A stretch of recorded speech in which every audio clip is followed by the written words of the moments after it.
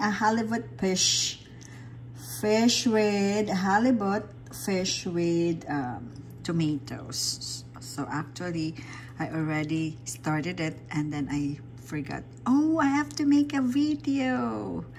So, yung halibut po, I drizzle it with olive oil and sprinkle with salt and pepper both sides. Yan, both sides. So, naka-separate siya. Tapos, gumawa ako ng pinaka, ano niya, yung parang sauce niya.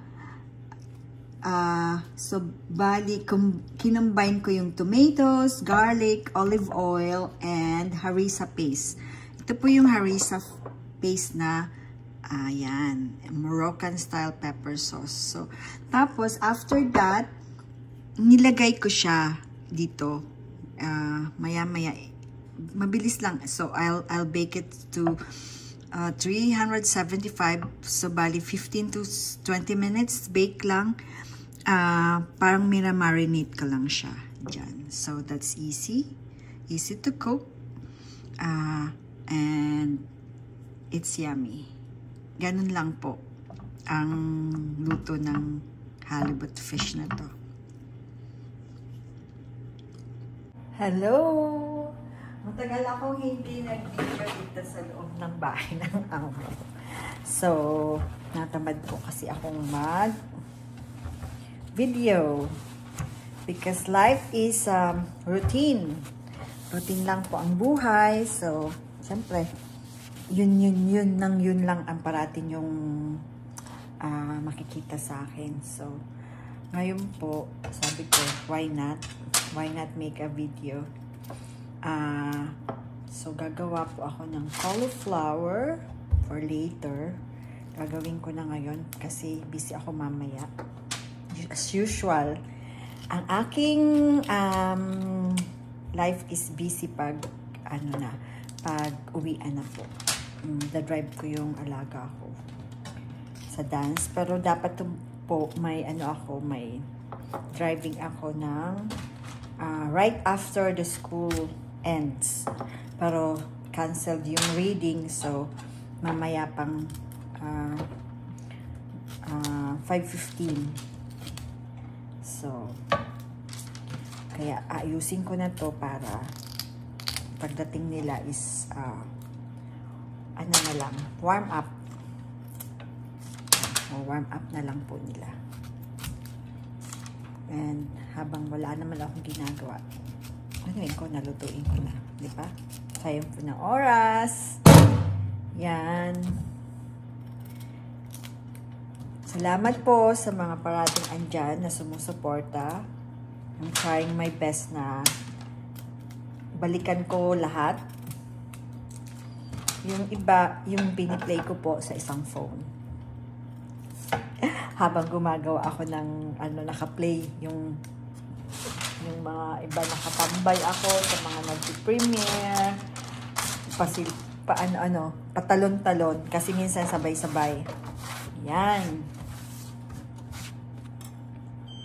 So, easy lang po. The cauliflower, yung baked cauliflower, drizzle mo lang ng olive oil. Tapos yung minsan salt and pepper lang nilalagay, but dito may kami po, yung bagel mix, everything mixed. So may poppy seed, sesame seed, chia seed. So we mix it everything. Tapos yun po ang nilalagay namin na pinaka yan, ganyan lang. So it's not that complicated. Tapos, bake. Simple lang po ang pagluluto dito. Hindi komplikadong katulad natin. Super complicated. Here is just you bake it. Yan. Yan po. Papakita ko sa inyo. Yan. Drizzle lang ng olive oil. Tapos, yun na yung mix na ginawa nating pinaka flavor. The oven.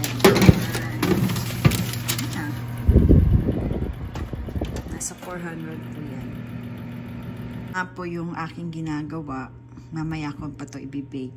Tapos mayroon pa kami ditong tinutuko na salmon. So itong salmon na to, iano ko lang siya ng teriyaki sauce. I will marinate it with teriyaki sauce. Or yung isa, mayroon kaming ginawang this one. Yan. Medyo ano siya. Put like olive oil and this. Yan lang. And bake. Simple.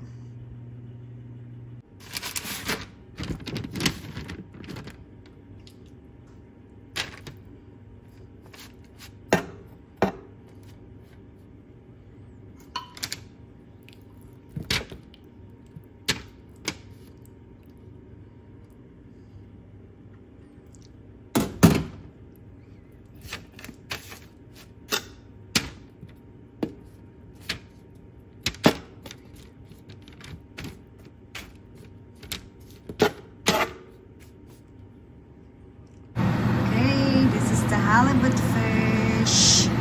So yummy. Easy to cook. At ito na rin yung roasted cauliflower.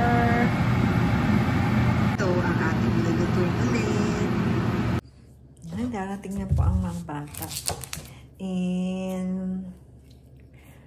what do you call this? 20 minutes. So I have to prepare something to eat, healthy food, healthy snack.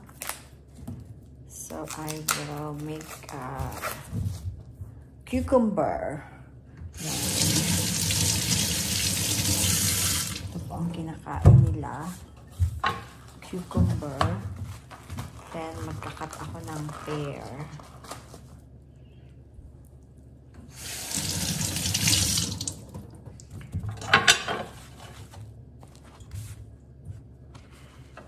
Ay, galing po ako sa labas. Winok ko lang si Winston. Hindi naman siya pilang. Ayaw maglakad. Ewan ko ba pag malayo-layo na sa bahay, umuupo na po yan. Ayaw niya nang maglakad. Pag umupo na yan, gusto niya bumalik na siya. Ano siya? Ito po yung aso na more on like a guard dog.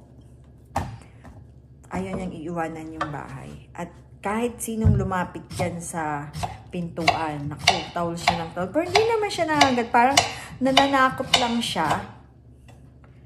Pero hindi siya yung tipong nangangagat. Pero nakakatakot kasi grabing tumahol. Yan. Yan. Yan po ang mga snack lang dito. Pareho lang din ng mga alaga ni Ma'am Kael Elkins. Yung mga bata po dito nasanay ng ganyan yung kinakain. Sa atin hindi, di ba? Chicheria. Dito po hindi. Yan. Nasanay po sila ng cucumber, carrot, pepper, tomato. Yan. Yung iba po gustong-gusto ng cherry tomato. Tapos yung celery. Yung alaga ko po gustong-gusto niya. Sinasawsaw niya sa salted, ano ba yan? Dinidip niya sa salted water.